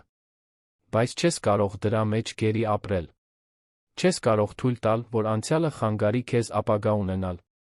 Հեշտ է դա ասել, երբ քեզ չեն ոչնչացրել մեկին վստահելու համար։ Կարծում ես, ես ոչնչացված չեմ եղել, պատասխանեց Ռաֆին ավելի կոշտ ձայնով, քան մտադրվել էր։ Ես կորցրել եմ կնոջս, Մարիանե։ Մի ակնթարթում։ Ես ստիպված եմ եղել մենակ մեծացնել դստերս, պայքարելով մի ցավի դեմ, որը քիչ մնաց կուլ տար ինձ։ Ես գիտեմ, թե ինչ է կորցնելը։ Գիտեմ, թե ինչ է նորից կապվելուց վախենալը։ Մարիանեն նայեց նրան, զարմացած նրա ձայնի ուժգնությունից։ Ապա ինչու ես դա անում։ Ինչու ես թույլ տալիս քեզ նորից ինչ-որ բան զգալ։ Որովհետև հասկացա, որ վախով ապրելը ապրել չէ։ Դա պարզապես գոյատել է։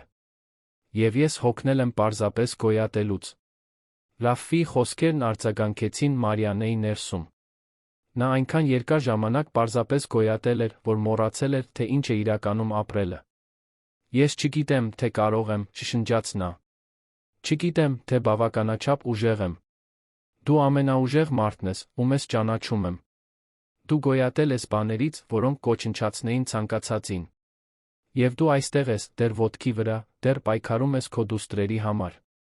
Դա ուժ է, Մարիանե։ Իսկ եթե ես փլուզվեմ։ Իսկ եթե էլ չդիմանամ մեկ այլ հիասթափության, ապա ես այստեղ կլինեմ քեզ ոտքի կանգնեցնելու համար։ Ճիշտ այնպես, ինչպես դու կլինեիր ինձ համար, եթե ես փլուզվեի։ Մարիանեն զգաց, որ արցունքները հոսում են։ Ռաֆին մեկնեց ձեռքը, քնքշորեն սրբեց արցունքները նրա դեմքից։ Վստահիր ինձ, Մարիանե։ Խնդրում եմ։ Եվ Մարիանեն, հակառակ իր ինքնապաշտպանության բոլոր բնածներին, որոշեց փորձել։ Լավ, ասաց նա դողացող ձայնով։ Կփորձեմ վստահել։ Ռաֆին ժպտաց նրան գրկեց։ Մարիանեն թույլ տվեց, որ նա իրեն պարուրի, երկար ժամանակ անց առաջին անգամ զգալով, որ գուցե մենակ չէ աշխարհում։ Բայց տիեզերքը, ինչպես միշտ, այլ պլաններ ուներ։ Հաջորդ շաբաթ, երբ Ռաֆֆին աշխատանքի էր, Մարիանեն անսպասելի զանգ ստացավ։ Սոցիալական աշխատողն էր, որը զբաղվում էր իր գործով պետական մարմիններում։ Կինը ցանկանում էր այցելել այն տուն, որտեղ Մարիանեն ապրում էր, երկվորյակների կյանքի պայմանները գնահատելու համար։ Մարիանեն զգաց, որ խուճապը պատում է իրեն։ Սոցիալական աշխատողի այց։ Դա կարող էր շատ բաներ նշանակել, դրանցից ոչ մեկը լավ չէր թվում։ Իսկ եթե կարծեն, որ ինքը պատշաճ մայր չէ։ Իսկ եթե կարծեն, որ իր ապրելու իրավիճակն անպատշաճ է։ Իսկ եթե փորձեն խլել իր դուստրերին։ Այն վախը, որը քնած էր, վերադարձավ ամբողջ ուժով։ Մարիանեն անմիջապես զանգեց Ռաֆֆիին, խուճապից դողացող ձայնով։ Ռաֆֆի, նրանք գալու են այստեղ։ Սոցիալական աշխատողը։ Գնահատելու են իրավիճակը։ Ռաֆֆի, իսկ եթե նրանք խլեն իմ դուստրերին։ Իսկ եթե կարծեն, որ ես լավ մայր չեմ։ Հանգստացիր, Մարիանե։ Շնչիր։ Ոչ ոք չի խլելու քո դուստրերին։ Դու հրաշալի մայր ես։ Բայց նրանք կտեսնեն, որ ես սեփական տուն չունեմ, որ ուրիշի հաշվին եմ ապրում, որ մշտական աշխատանք չունեմ։ Դու ունես արժանապատիվ ապրելու տեղ, սեղանին ուտելիք, քո դուստրերն առողջ են խնամված։ Դա է կարևորը։ Իսկ եթե դա բավարար չլինի։ Կլինի։ Եվ ես քո կողքին կլինեմ, երբ նրանք գան։ Ռաֆֆին դուրս եկավ աշխատանքից անմիջապես տուն վերադարձավ։ Գտավ Մարիանեին հյուրասենյակում այս ու այն կողմ քայլելիս, Ջուլիան գրկին, մինչ Սոֆյան քնած էր օրորոցում։ Կինը ակնհայտորեն խուճապի մեջ էր։ Մարիանե, նայիր ինձ, ասաց Ռաֆֆին, բռնելով նրա ուսերից։ Ամեն ինչ լավ է լինելու։ Վստահիր ինձ։ Բայց Մարիանեն չէր կարողանում հանգստանալ։ Այդ վախը չափազանց խորն էր, չափազանց արմատացած։ Նա սարսափելի պատմություններ էր լսել մայրերի մասին, որոնք կորցրել էին իրենց երեխաներին համակարգի պատճառով, այն մասին, թե որքան դժվար էր հետո նրանց վերադարձնելը։ Եվ Ջուլիային ու Սոֆիային կորցնելու գաղափարը պարզապես անտանելի էր։ Այցից առաջ ընկած օրերին Մարիանեն հազիվ քնեց։ Մոլագարի պես մաքրում էր տունը, տասնյակ անգամներ կարգի բերում աղջիկների փաստաթղթերը, պատրաստում այն ամենը, ինչ կարող էր ցույց տալ, որ ինքը լավ մայր է։ Ռաֆֆին փորձում էր հանգստացնել նրան, բայց հասկանում էր, որ օգուտ չկա։ Վախը լիովին տիրել էր նրան։ Երբ այցի օրը վերջապես եկավ, Մարիանեն այնքան նյարդային էր, որ ձեռքերը դողում էին։ Սոցիալական աշխատողը միջին տարիքի, լուրջ արտահայտությամբ կին էր, որը տուն մտավ գրատախտակով գնահատող հայացքով։ Նա ներկայացավ որպես տիկինն ու սկսեց հարցեր տալ։ Աշխատում եք, Մարիանե։ Այս պահին, ոչ։ Խնամում եմ դուստրերիս տունը։ Իսկ ով է տան պատասխանատուն։ Ռաֆֆին մի քայլ առաջ արեց։ Ես Ռաֆֆի Ալմեիդան եմ։ Տան սեփականատերը։ Սոցիալական աշխատողը նայեց նրանց երկուսին մի արտահայտությամբ, որը Մարիանեն չկարողացավ վերծանել։ Իսկ ո՞րն է ձեր հարաբերությունը Մարիանեի հետ։ Մենք ընկերներ ենք։ Ես օգնում եմ նրան ոտքի կանգնել։ Տիկինն ունեն ինչ-որ բան գրեց գրատախտակի վրա։ Որքան ժամանակ եք այստեղ ապրում, Մարիանե։ Մոտ 2 ամիս։ Իսկ դրանից առաջ։ Մարիանեն զգաց, որ կոկորդը սեղմվում է։ Անօթանեի։ Սոցիալական աշխատողն ավելի շատ գրառումներ արեց, Մարիանեն զգաց, որ հուսահատությունն աճում է։ Յուրաքանչյուր հարց թակարդ էր թվում, յուրաքանչյուր պատասխան անպատշաճ։ Կարող եմ տեսնել, թե որտեղ են քնում երեխաները։ Մարիանեն նրան առաջնորդեց դեպի այն սենյակը, որտեղ մնում էր երկվորյակների հետ։ Սոցիալական աշխատողն ուշադիր զննեց ամեն ինչ, մաքուր օրորոցը, կարգի բերված հագուստը, խաղալիքները, տակտիրները։ Գրկեց Ջուլիային զգուշորեն զննեց երեխային, ստուգելով, թե արդյոք լավ է սնվում, լավ խնամված է։ Նույնն արեց Սոֆիայի հետ։ Երեխաներն առողջ են, ասաց նա մի տոնով, որը չէր բացահայտում, դա լավ է, թե վատ։ Վերադարձան հյուրասենյակ, սոցիալական աշխատողն ավելի շատ հարցեր տվեց առօրյայի, երեխաների խնամքի, Մարիանեի ապագայի պլանների մասին։ Դուք մտադիր եք անորոշ ժամանակով այստեղ ապրել։ Ոչ։ Հենց որ աշխատանք գտնեմ, գումար հավաքեմ, սեփական տուն կվարձեմ։ Իսկ երբ եք կարծում, որ դա տեղի կունենա։ Մարիանեն վարանեց։ Չգիտեր։ Ժամկետ չուներ։ Նայեց Ռաֆֆիին, աջակցություն փնտրելով։ Մարիանեն աշխատում է այդ ուղղությամբ, միջամտեց Ռաֆֆին։ Եվ մինչ այդ, նա իր դուստրերն այստեղ անվտանգ տուն ունեն։ Սոցիալական աշխատողը թերահավատ հայացքով նայեց նրան։ Պարոն Ալմեիդա, դուք հասկանում եք, որ այս իրավիճակն անկանոն է։ Մի կին երկու երեխա ապրում են ձեր տանը, առանց ընտանեկան կապի, առանց ձակերպման։ Մարիանեն զգաց, որ աշխարհը փլուզվում է։ Ճիշտ այն էր, ինչից վախենում էր։ Խլելու էին իր դուստրերին։ Ասելու էին, որ այս իրավիճակն անպատշաճ է։ Ինչ եք դուք առաջարկում, հարցրեց Ռաֆֆին լարված ձայնով։ Ես առաջարկում եմ, որ այս իրավիճակը պետք է կարգավորվի։ Կամ Մարիանեի համար պաշտոնական աշխատանքի միջոցով, սեփական բնակարանի երաշխիքով, կամ այլ տեսակի ձակերպման միջոցով։ Ինչ տեսակի ձակերպման։ Սոցիալական աշխատողը հոգոց հանեց։ Տեսեք, պարոն Ալմեիդա։ Իմ աշխատանքը երեխաների բարեկեցությունն ապահովելն է։ Եվ թե ես տեսնում եմ, որ նրանք լավ խնամված են, մոր լիակատար կախվածությունն անծանոթից անհանգստացնող է։ Ինչ կլինի, եթե դուք վիճեք։ Եթե դուք որոշեք, որ այլս չեք ուզում օգնել։ Որ կգնան այս երեխաները։ Ռաֆֆին պատրաստվում էր պատասխանել, բայց սոցիալական աշխատողը ձեռքը բարձրացրեց։ Ես այստեղ դատելու համար չեմ։ Ես այստեղ եմ համոզվելու, որ պլան կա։ Կոնկրետ պլան այս երեխաների ապագայի համար։ Մարիանեն, որը լուռ էր, վերջապես խոսեց կոտրված ձայնով։ Ես պլան ունեմ։ Աշխատանք կգտնեմ, հենց որ աղջիկները մանկապարտեզում տեղ ստանան։ Արդեն գրանցված եմ։ 2 ամսից նրանք կընդունվեն։ Եվ հետո ես կաշխատեմ, գումար կհավաքեմ, սեփական տուն կվարձեմ։ Նրանց արժանապատիվ կյանք կտամ։ Ինձ պարզապես այս ժամանակն է պետք։ Խնդրում եմ, մի խլեք իմ դուստրերին ինձնից։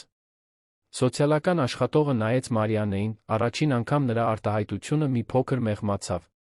Մարիանե, ոչ ոք չի ուզում խլել քո դուստրերին։ Ես ուզում եմ համոզվել, որ նրանք անվտանգ են։ Եվ ինչպես տեսնում եմ, դու նվիրված մայր ես։ Քո դուստրերը լավ խնամված են, առողջ, սիրված։ Դա է կարևորը։ Բայց պետք է հասկանաս իրավիճակի լրջությունը։ Այս կախվածությունը չի կարող մշտական լինել։ Գիտեմ, պատասխանեց Մարիանեն, արցունքները հոսում էին։ Գիտեմ։ Սոցիալական աշխատողն ավելի շատ գրառումներ արեց, մի փոքր էլ խոսեց Ռաֆֆիի հետ նրա ֆինանսական վիճակի, Մարիանեին աջակցելու նրա կարողության մասին, մինչ նա կկարողանա կայունանալ։ Ռաֆֆին հաստատակամորեն ասաց, որ լիովին կարող է, լիովին մտադիր է շարունակել օգնել։ Վերջում սոցիալական աշխատողն ասաց, որ զեկույց կպատրաստի 2 ամսից կվերադառնա նոր գնահատման համար։ Ասաց, որ հույս ունի, որ մինչ այդ Մարիանեն արդեն աշխատանք կունենա կամ անկախության ավելի կոնկրետ պլան։ Երբ նա դուրս եկավ, Մարիանեն փլվեց բազմոցին, դողալով։ Ռաֆֆին նստեց նրա կողքին գրկեց։ Ամեն ինչ լավ է։ Նա չի խլելու աղջիկներին։ Բայց կարող է։ Եթե ես աշխատանք չգտնեմ, եթե չկարողանամ կայունանալ, նա կարող է խլել իմ դուստրերին։ Դրան չի հասնի։ Մենք կապահովենք, որ չհասնի։ Բայց Մարիանեն անմխիթար էր։ Այդ այցը վերակենդանացրել էր նրա բոլոր վախերը, բոլոր տրավմաները։ Նա իրեն անզոր խոցելի էր զգում, մի համակարգի ողորմությանը, որը կարող էր մի գրչի հարվածով քանդել իր կյանքը։ Հաջորդող օրերին Մարիանեն տարվեց աշխատանք գտնելու մոլուցքով։ Վաղ էր արթնանում, հենց որ Ռաֆֆին գնում էր, ժամերով համակարգչի մոտ թափուր աշխատատեղեր էր փնտրում, ինքնակենսագրականներ ուղարկում։ Բայց դժվար էր։ Նա վերջին շրջանում փորձ չուներ, ինքնակենսագրականում մեծ բացթողում ուներ, գործատուները հարցեր էին տալիս, որոնց նա չգիտեր ինչպես պատասխանել, առանց խնդրահարույց թվալու։ Ռաֆֆին նկատում էր Մարիանեի աճող հուսահատությունը, որոշեց նախաձեռնություն վերցնել։ Նա ընկերություն ուներ, կապեր ուներ։ Կարող էր օգնել նրան։ Խոսեց իր կադրերի բաժնի մենեջերի հետ վարչական բաժնում բացված թափուր աշխատատեղի մասին։ Բացատրեց Մարիանեի իրավիճակը, խնդրեց, որ նրան հնարավորություն տան։ Մենեջերը, Գայանե անունով մի պրագմատիկ կին, վարանեց։ Ռաֆֆի, ես հասկանում եմ, որ դու ուզում ես օգնել, բայց չեմ կարող պարզապես վարձել մեկին առանց որակավորման, որովհետև դու ես խնդրել։ Ես ընկերություն ունեմ ղեկավարելու։ Նա որակավորում ունի, Գայանե։ 3 տարի աշխատել է հաշվապահական ընկերությունում։ Նվիրված է, աշխատասեր, խելացի։ Պարզապես հնարավորության կարիք ունի։ Իսկ ինչու է նա այդքան երկար գործազուրկ եղել։ Անձնական հանգամանքներ։ Երկվորյակների հղիություն, աջակցության բացակայություն, խտրականություն։ Բայց նա հիմա պատրաստ է վերադառնալ։ Գայանեն հոգոց հանեց։ Կարող եմ հարցազրույց անցկացնել նրա հետ։ Բայց առանց խոստումների։ Դա այն ամենն էր, ինչ Ռաֆֆիին պետք էր։ Վերադարձավ տուն, պատմեց Մարիանեին հնարավորության մասին։ Նա երկմտում էր հույսի վախի մեջ։ Ռաֆֆի, ես չեմ ուզում, որ դու քո ազդեցությունն օգտագործես ինձ աշխատանք գտնելու համար։ Ես ուզում եմ իմ արժանինքներով հասնել դրան։ Եվ դու կհասնես։ Գայանեն քեզ հետ հարցազրույց կանցկացնի, ինչպես ցանկացած թեկնածուի հետ։ Եթե նա քեզ վարձի, դա կլինի, որովհետև դու արժանի ես։ Բայց բոլորը կիմանան, որ ես միայն քո շնորհիվ եմ ստացել։ Իսկ ինչ։ Կարևորն այն է, որ դու հնարավորություն ունենաս ցույց տալու քո արժեքը։ Դրանից հետո ոչ ոք չի կասկածի։ Մարիանեն համաձայնեց, նյարդային, բայց հույսով լի։ Հարցազրույցը նշանակվեց հաջորդ շաբաթ։ Մարիանեն պատրաստվեց այնպես, ինչպես երբեք ոչ մի բանի համար չէր պատրաստվել։ Ուսումնասիրեց ընկերությունը, փորձեց պատասխաններ, խնդրեց Ռաֆֆիին բարդ հարցեր տալ, որպեսզի պարապի։ Հարցազրույցի օրը Մարիանեն այնքան նյարդային էր, որ հազիվ էր շնչում։ Հագավ Ռաֆֆիի ընկերուհուց վերցրած հագուստ, սարքեց մազերը, փորձեց պրոֆեսիոնալ տեսք ունենալ։ Ռաֆֆին առաջարկեց իրեն տանել, բայց նա հրաժարվեց, ասելով, որ պետք է դա մենակ անի։ Գայանեի հետ հարցազրույցը լարված էր։ Մենեջերը ուղիղ, դժվար հարցեր տվեց, ստուգեց Մարիանեի գիտելիքները վարչական ընթացակարգերի, ծրագրերի, հաճախորդների սպասարկման մասին։ Մարիանեն ամեն ինչին ազնվորեն պատասխանեց, խոստովանելով, երբ ինչ-որ բան չգիտեր, բայց ցույց տալով սովորելու պատրաստակամություն։ Վերջում Գայանեն ասաց, որ կվերլուծի մի քանի օրից պատասխան կտա։ Մարիանեն դուրս եկավ այնտեղից, չիմանալով, լավ էր անցել, թե վատ։ Երբ տուն վերադարձավ, գտավ Ռաֆֆիին անհամբեր սպասելիս, ուզում էր իմանալ, թե ինչպես է անցել։ Չգիտեմ, պատասխանեց նա հոգնած։ Գայանեին դժվար է հասկանալ։ Ես իմ լավագույնն արեցի, բայց չգիտեմ, թե արդյոք բավարար էր։ Վստահ եմ, որ էր։ Բայց օրերն անցան առանց պատասխանի։ 1 շաբաթ։ 2 շաբաթ։ Մարիանեն սկսեց կորցնել հույսը։ Հավանաբար Գայանեն մերժել էր իր թեկնածությունը, չափազանց անհարմար էր զգում անձամբ ասելու, քանի որ Ռաֆֆին ղեկավարն էր։ Հենց այդ ժամանակ, մի սովորական օր, Մարիանեն զանգ ստացավ։ Գայանեն էր։ Մարիանե, Գայանեն է, Ռաֆֆիի գործակալությունից։ Կներեք պատասխանի ուշացման համար։ Մի քանի անկանխատեսելի դեպքեր ունեցանք այստեղ։ Բայց ուզում էի ասել, որ մենք տպավորված էինք ձեզնով հարցազրույցի ժամանակ։ Կցանկանայի ձեզ առաջարկել վարչական օգնականի պաշտոնը։ Սկզբնական աշխատավարձը կլինի 300,000 դրամ, տրանսպորտի, սննդի, առողջության ապահովագրության փոխհատուցմամբ։ Հետաքրքրված եք։ Մարիանեն հազիվ կարողացավ պատասխանել, այնքան հուզված էր։ Այո, հետաքրքրված եմ։ Հրաշալի։ Կարող եք երկուշաբթի օրվանից սկսել։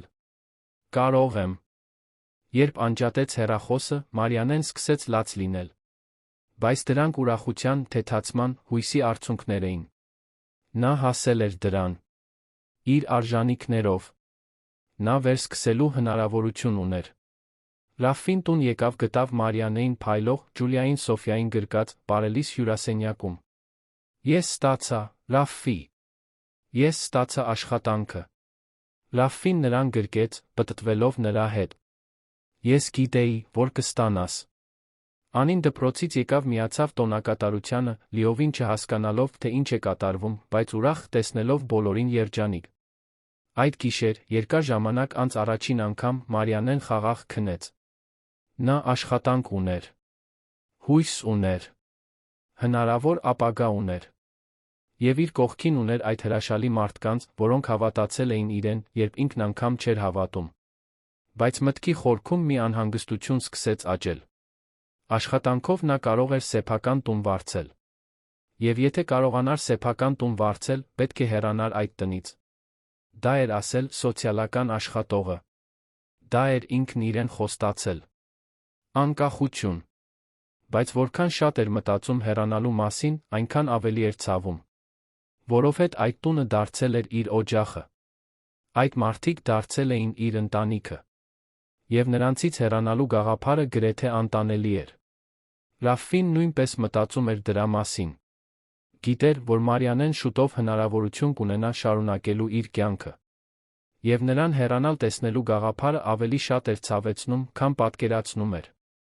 Նա սովորել էր նրա ներկայությանը, նրա ժպիտին, այն կյանքին, որը նա բերել էր այդ տուն։ Երկուսն էլ գիտեին, որ որոշում պետք է կայացվի։ Բայց ոչ մեկը դեռ քաջություն չուներ խոսելու դրա մասին։ Այսպիսով, նրանք պարզապես ապրում էին ամեն օր, հետաձգելով անխուսափելին, փորձելով վայելել յուրաքանչյուր պահ, մինչ ամեն ինչ կփոխվեր։ Մարիանեի առաջին օրերը նոր աշխատանքում դժվարին էին։ Նա պետք է շատ բաներ վերհիշեր, թարմացներ գիտելիքները իրեն անծանոթ համակարգերի վերաբերյալ, շփվեր գործընկերների հետ, որոնք նրան նայում էին հետաքրքրությամբ, երբեմն մի փոքր կասկածանքով։ Ի վերջո, բոլորը գիտեին, որ նրան աշխատանքի էին ընդունել ղեկավարի երաշխավորությամբ։ Բայց Մարիանեն վճռական էր ապացուցելու իր արժեքը։ Շուտ էր գալիս, ուշ էր գնում, յուրաքանչյուր առաջադրանքին նվիրվում էր մի այնպիսի եռանդով, որը տպավորում էր նույնիսկ Գայանեին։ Մենեջերը, որը սկզբում վարանել էր Մարիանեին աշխատանքի ընդունել, շուտով հասկացավ, որ ճիշտ ընտրություն է կատարել։ Մարիանեն արագ էր, արդյունավետ, երբեք չէր բողոքում, միշտ առաջարկում էր օգնել։ Մի քանի շաբաթվա ընթացքում նա դարձել էր թիմի կարևոր անդամ։ Ռաֆին ամեն ինչ դիտում էր հպարտությամբ։ Տեսնում էր, թե ինչպես է Մարիանեն աճում, ծաղկում, վերականգնում իր ինքնավստահությունը։ Եվ որքան շատ էր նա աճում, այնքան ավելի գեղեցիկ էր դառնում։ Դա միայն ֆիզիկական տեսքը չէր, թե նա տեսանելիորեն ավելի առողջ էր, կարմրած դեմքով, փայլուն աչքերով։ Դա ավելի խորը բան էր։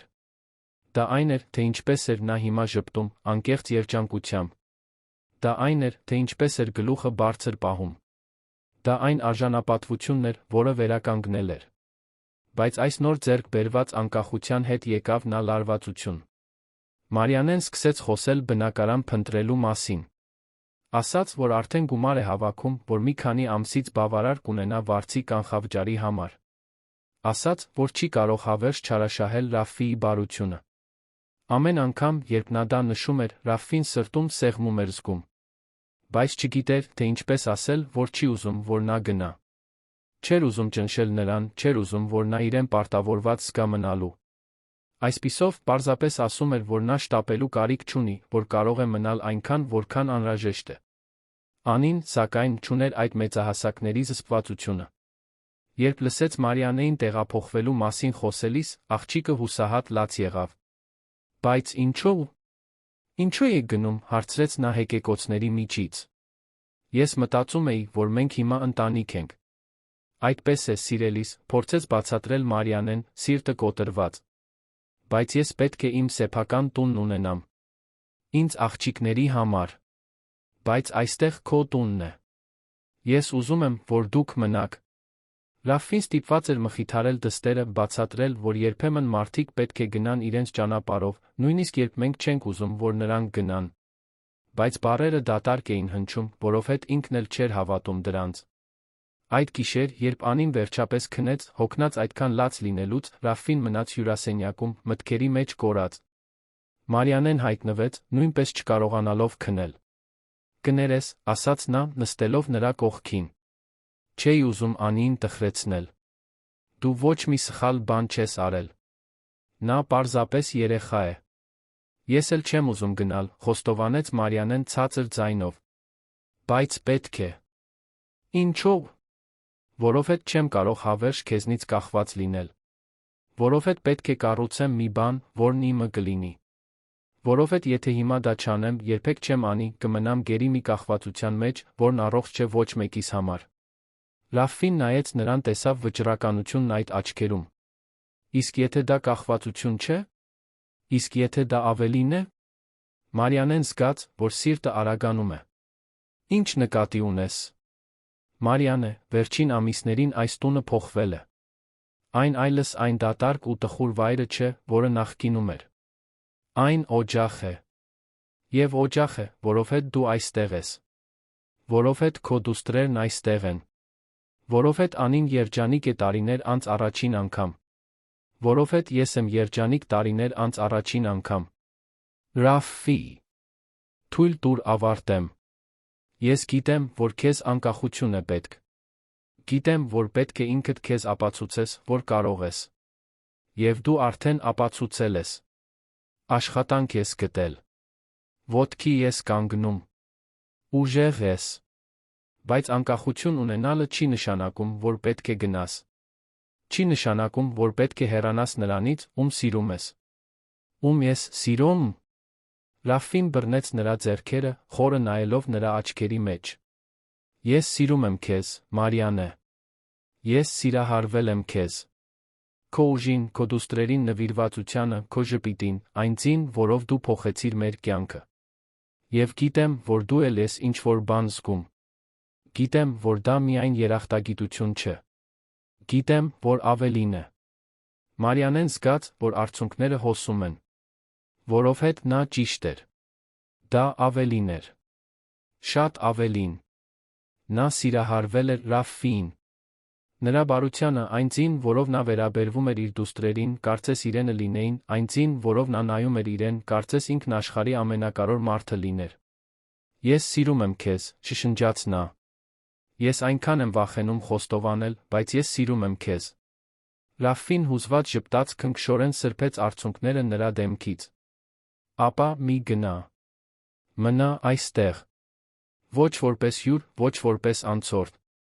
այլ որպես այս ընտանիքի մաս։ Որպես այն կին, որին ես սիրում եմ, որին ուզում եմ իմ կողքին։ Իսկ եթե սխալ լինի։ Իսկ եթե միմյանց վիրավորենք։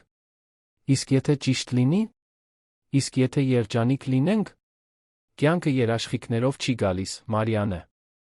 Բայց գալիս է ընտրություններով։ Եվ ես ընտրում եմ քեզ։ Ընտրում եմ փորձել։ Ընտրում եմ հավատալ, որ մենք կարող ենք միասին գեղեցիկ բան կառուցել։ Մարիանեն նայեց նրան երկար ժամանակ անց առաջին անգամ թույլ տվեց իրեն հավատալ երջանիկ ավարտներին։ Ես էլ եմ ընտրում քեզ, ասաց նա, վերջապես ամիսներ տաց չլուծված լարվածությունից հետո նրանք համբուրվեցին։ Մի համբույր, լի զսպված զգացմունքներով, հաղթահարված վախերով, նորացված հույսերով։ Երբ բաժանվեցին, ժպտում էին, աչքերում արցունքներ, բայց դրանք երջանկության արցունքներ էին։ Բայց դեռ մի խնդիր կա, ասաց Մարիանեն։ Սոցիալական աշխատողը։ Նա ասաց, որ իրավիճակը պետք է կարգավորվի։ Որ ես պետք է անկախություն ունենամ։ Ապա կկարգավորենք։ Կանենք դա ճիշտ ձով։ Ոչ թե հապճեպ, ոչ թե շտապելով։ Բայց երբ պատրաստ լինենք, երբ ճիշտ պահը գա, մենք կարող ենք դա ձակերպել։ Կարող ենք ամուսնանալ։ Դու, ես, Անին, Ջուլիան, Սոֆյան։ Իսկական ընտանիք։ Մարիանեն զգաց, որ սիրտը պայթում է հուզմունքից։ Ամուսնություն։ Ընտանիք։ Բաներ, որոնց մասին վաղուց դադարել էր երազել։ Դու իմ ձեռքն ես խնդրում։ Դեռ ոչ։ Ուզում եմ դա ճիշտ անել, ճիշտ պահին։ Բայց ասում եմ, որ դա է, ինչ ես ուզում եմ։ Քեզ իմ կողքին։ Հավերժ։ Եվ Մարիանեն, վերջապես, թույլ տվեց իրեն նորից երազել։ Հաջորդ առավոտ, երբ Անին արթնացավ, գտավ Մարիանեին Ռաֆֆին միասին սուրճ խմելիս, ձեռք ձեռքի տված։ Աղջիկը նայեց տեսարանին, մի մեծ ժպիտ բացվեց նրա դեմքին։ Դուք միասին եք, հարցրեց նա հույսով։ Այո, պատասխանեց Ռաֆֆին, ժպտալով։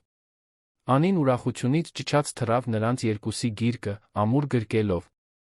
Ես գիտեի։ Ես գիտեի, որ դուք միասին կլինեք։ Հիմա մենք իսկական ընտանիք ենք։ Եվ այդ պահին, այդ գրկախառնության մեջ, մի բան ամրապնդվեց։ Նրանք իսկապես ընտանիք էին։ Ոչ արյունով, ոչ թղթով, այլ սիրով։ Այն ամենով, ինչ կառուցել էին միասին, այն փոթորիկներով, որոնց դիմակայել էին միասին մնալու ընտրությամբ։ Հաջորդող ամիսները հարմարվողականության հայտնագործությունների ամիսներ էին։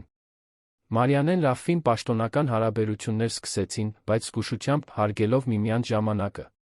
Կիսում էին պարտականությունները, միասին որոշումներ կայացնում երեխաների մասին, կառուցում էին երկուսի կյանքը, առանց շտապելու։ Ջուլիան Սոֆյան արագ էին մեծանում, արդեն սկսում էին սողալ, թոթովել բառեր, որոնք կարծես իմաստ ունեին։ Անին ավագ քույրն էր, որին նրանք միշտ հիացմունքով էին նայում, որը նրանց բաներ էր սովորեցնում, որը նրանց հետ անխոնջ խաղում էր։ Երբ սոցիալական աշխատողը վերադարձավ երկրորդ գնահատման համար, լիովին այլ իրավիճակ գտավ։ Մարիանեն մշտական աշխատանք ուներ, լավ էր վաստակում, ֆինանսապես նպաստում էր տանը։ Բայց ավելի կարևոր, տեսանելի էր այն սերն ու ընտանեկան կառուցվածքը, որը գոյություն ուներ այնտեղ։ Տիկին Նունեն երկար զրուցեց Մարիանեի Ռաֆֆիի հետ, վերջում ժպտաց. «Դուք այստեղ գեղեցիկ բան եք կառուցել։ Ուրախ եմ տեսնել, որ աղջիկներն այնքան լավ խնամված են, այնքան սիրված։ Ես գործը կփակեմ դրական գնահատականով։ Դուք այլս վերահսկողության կարիք չունեք»։ Երբ սոցիալական աշխատողը դուրս եկավ, Մարիանեն թեթացումից արցունքների մեջ խեղդվեց։ Ռաֆֆին գրկեց նրան, մխիթարության հպարտության խոսքեր շշնջալով։ Դա երկար ու դժվար ճանապարհ էր եղել, բայց նրանք հասել էին դրան։ Մի քանի ամիս անց, մի գարնանային կիրակի, Ռաֆֆին Մարիանեին երեխաներին տարավ հաղթանակի զբոսայգի, խնջույքի։ Գեղեցիկ օր էր, արը փայլում էր, ծաղիկները բացվում էին ամենուր։ Անին խաղում էր Ջուլիայի Սոֆյայի հետ խոտերի վրա, մինչ Մարիանեն Ռաֆֆին դիտում էին, նստած ծածկոցի վրա։ «Երջանիկ ես», հանկարծ հարցրեց Ռաֆֆին։ Մարիանեն նայեց նրան, զարմացած հարցից։ «Շատ։ Ավելի շատ, քան երբեք մտածել եմ, որ հնարավոր է։ Ես էլ։ Եվ ուզում եմ, որ այս երջանկությունը հավերժ լինի»։ Ռաֆֆին վեր կացավ, ի զարմանս Մարիանեի, ծնկի իջավ նրա դիմաց։ Գրպանից մի փոքրիկ տուփ հանեց, բացեց այն, բացահայտելով մի պարզ, բայց գեղեցիկ մատանի։ «Մարիանե, դու փոխեցիր իմ կյանքն այնպես, որ ես նույնիսկ բառերով չեմ կարող արտահայտել։ Դու լույս բերեցիր, որտեղ միայն ստվեր էր։ Սեր բերեցիր, որտեղ միայն դատարկություն էր։ Եվ ես ուզում եմ իմ կյանքի մնացած մասն անցկացնել քո կողքին, կառուցելով այս ընտանիքը, որն արդեն սկսել ենք։ Կամուսնանաս ինձ հետ։ Մարիանեն այնքան էր լաց լինում, որ հազիվ էր կարողանում խոսել։ Բայց կարողացավ շշնջալ մի այո։ Մի այո, որն այնքան լի էր հուզմունքով, որ Ռաֆֆին նույնպես հուզվեց։ Նա մատանին դրեց նրա մատին, համբուրեց նրան, մինչ Անին ուրախությունից ճչում ծափահարում էր։ Հարսանիք։ Հարսանիք, ճչում էր աղջիկը, երջանիկ։ Ջուլիան Սոֆյան, չհասկանալով, թե ինչ է կատարվում, նույնպես ծիծաղում ծափահարում էին, պարզապես հետելով ավագ քրոջը։ Հարսանիքը նշանակվեց 3 ամիս անց։ Դա պարզ, մտերմիկ բան էր լինելու, միայն ընտանիքի ամենամոտ ընկերների համար։ Մարիանեն ոչ մի շքեղ բան չէր ուզում։ Պարզապես ուզում էր լինել այն մարդկանց հետ, որոնց սիրում էր, տոնելով այն սերը, որն այդքան անհավանական կերպով էր ծնվել։ Գայանեն, որը դարձել էր Մարիանեի ընկերուհին, առաջարկեց լինել հարսնաքույրը։ Մի քանի գործընկերներ նույնպես հրավիրվեցին։ Եվ ի զարմանս Մարիանեի, Ռաֆֆին գտավ այն տիկնոջը, որը տարիներ առաջ օգնել էր իրեն Սոնային, հրավիրեց նրան հարսանիքին։ Տիկինը արդեն բավականին տարեց, հուզվեց, իմանալով, որ տարիներ առաջվա այդ բարության ժեստը սիրո շղթա է առաջացրել։ Ես միշտ գիտեի, որ դու լավ սիրտ ունես, Ռաֆֆի, ասաց նա, բռնելով նրա ձեռքը։ Եվ ուրախ եմ տեսնել, որ դու նորից սեր ես գտել։ Հարսանիքի օրը Մարիանեն վաղ արթնացավ։ Նյարդային էր, բայց փայլում էր։ Հագավ մի պարզ, սպիտակ զգեստ, որն ընդգծում էր նրա բնական գեղեցկությունը։ Ջուլիան Սոֆյան հագել էին համապատասխան զգեստներ, իսկ Անին հագել էր վարդագույն զգեստ, որն ինքն էր ընտրել։ Երբ Մարիանեն իջավ աստիճաններով, տեսավ Ռաֆֆիին, որը սպասում էր իրեն, կոստյումով, այն սիրահարված հայացքով, զգաց, որ երազի մեջ է ապրում։ Մի երազ, որը 1 տարի առաջ լիովին անհնար էր թվում։ Արարողությունը հուզիչ էր։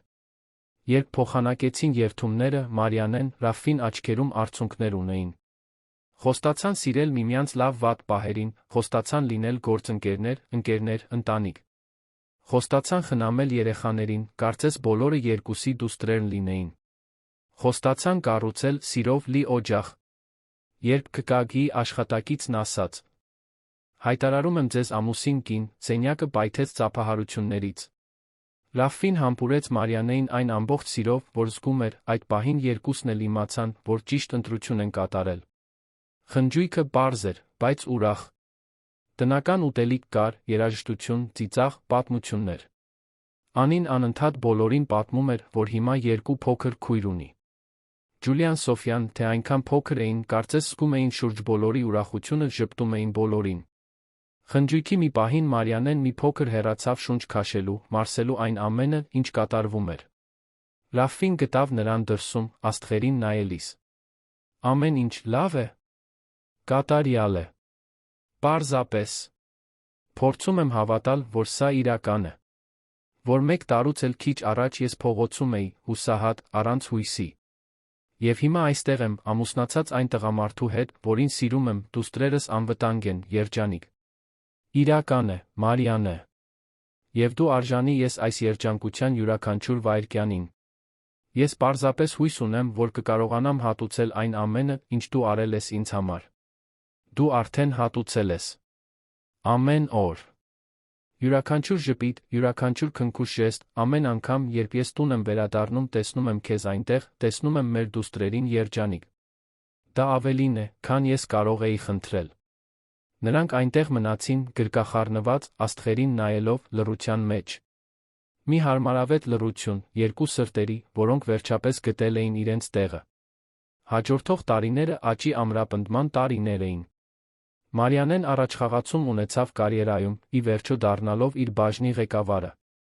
Ռաֆին ընդլայնեց իր բիզնեսը, բայց միշտ ժամանակ գտնելով ընտանիքի համար։ Անին մեծացավ, դառնալով խելացի կարեկից դեռահաս, որը պաշտում էր իր փոքր քույրերին։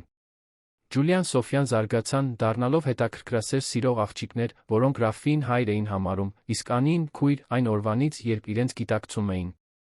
Արաբկիրի տունը լցվեց կյանքով, աղմուկով, սիրով։ Ծննդյան տոներ եղան, դպրոցական ավարտական երեկոներ, փոքր վեճեր, մեծ հաշտություններ։ Եղան անքուն գիշերներ հիվանդ երեխաների հետ ծույլ կիրակի առավոտներ։ Եղան տոնված հաղթանակներ, մխիթարված ձախողումներ։ Եղավ այն ամենը, ինչը ընտանիքը դարձնում է ընտանիք։ Մարիանեն երբեք չմոռացավ, թե որտեղից է եկել։ Ի վերջո, նա Ռաֆին սկսեցին օգնել այլ կանանց, որոնք նման իրավիճակում էին, ինչպես ինքն էր եղել։ Նրանք ստեղծեցին մի փոքր կազմակերպություն, որն առաջարկում էր ժամանակավոր կացարան, աշխատանք գտնելու օգնություն, հոգեբանական աջակցություն դժվարության մեջ գտնվող միայնակ մայրերին։ Դա Մարիանեի ձներ հատուցելու այն բարությունը, որը ստացել էր, փոխանցելու այն սերը, որը փոխել էր իր կյանքը։ Մի գիշեր, այդ ճակատագրական հանդիպումից շատ տարիներ անց, Մարիանեն Ռաֆին նստած էին այգում, դիտելով իրենց դուստրերի խաղը։ Ջուլիան Սոֆյան արդեն դեռահասներ էին, իսկ Անին համալսարանում էր։ Կյանքը առատաձեռն էր եղել նրանց հետ։ Հիշում ես այն գիշերը, հանկարծ հարցրեց Մարիանեն։ Այն գիշերը, երբ Անին ինձ առաջին անգամ տեսավ։ Ինչպես կարող էի մոռանալ։ Դա այն գիշերն էր, որը փոխեց ամեն ինչ։ Երբեմն դեռ չեմ հավատում, որ դա տեղի ունեցավ։ Որ այդքան տառապանքից այսքան լավ բան ծնվեց։ Կարծում եմ, կյանքը երբեմն այդպես է աշխատում։ Քաոսից ծնվում է կարգը։ Ցավից ծնվում է սերը։ Հուսահատությունից ծնվում է հույսը։ Մարիանեն հենվեց գլուխը դրեց Ռաֆիի ուսին։ Ես սիրում եմ քեզ։ Շնորհակալ եմ, որ ինձ կյանքում երկրորդ հնարավորություն տվեցիր։ Մենք իրար երկրորդ հնարավորություն տվեցինք։ Ես, դու, Անին, բոլորս։ Մենք սա միասին կառուցեցինք։ Եվ Մարիանեն գիտեր, որ նա ճիշտ է։ Միայն Ռաֆին չէր, որ փրկել էր իրեն այն ցուրտ գիշերը։ Դա Անին էր, իր անմեղ կարեկցանքով։ Դա Ջուլիան Սոֆյան էին, որոնք ստիպել էին իրեն պայքարել, երբ ինքն ուզում էր հանձնվել։ Եվ դա ինքն էր, որ քաջություն ունեցավ ընդունելու օգնությունը, նորից վստահելու, հավատալու, որ արժանի է երջանկության։ Երբ այդ գիշեր տուն մտան, Ռաֆին անջատեց լույսերը, Մարիանեն շուրջը նայեց խորը խաղաղություն զգաց։ Այդ տունը, որը մի ժամանակ պարզապես ժամանակավոր կացարան էր, այժմ իր օջախն էր։ Այդ մարդիկ, որոնք մի ժամանակ անծանոթներ էին, այժմ իր ընտանիքն էին։ Այդ կյանքը, որը մի ժամանակ անհնար էր թվում, այժմ իր իրականությունն էր։ Եվ դրսում ձյունը նորից սկսեց գալ, ճիշտ այնպես, ինչպես այն գիշեր, շատ տարիներ առաջ։ Բայց այս անգամ Մարիանեն չէր վախենում ցրտից։ Որովհետև գիտեր, որ այդ տան ներսում, այն օջախի ներսում, որը միասին էին կառուցել, բավարար ջերմություն կար բոլոր փոթորիկներին դիմակայելու համար։ Բավարար սեր կար, ցանկացած մարտահրավեր հաղթահարելու համար։ Բավարար ընտանիք կար, այլս երբեք մենակ չզգալու համար։ Մարիանեի Ռաֆիի պատմությունը վերսկսման պատմություն էր։ Այն մասին, թե ինչպես կարող է բարության մեկ արարքը փոխել ամբողջ կյանքեր։ Այն մասին, թե ինչպես կարող է սերը ծնվել ամենաանհավանական վայրերում։ Այն մասին, թե ինչպես կարող է հույսը գոյատել նույնիսկ ամենամութ գիշերներին։ Եվ այն մասին, թե ինչպես երբեմն, երբ մտածում ես, որ կորցրել ես ամեն ինչ, հենց այդ ժամանակ ես պատրաստվում գտնել այն ամենը, ինչ միշտ փնտրել ես։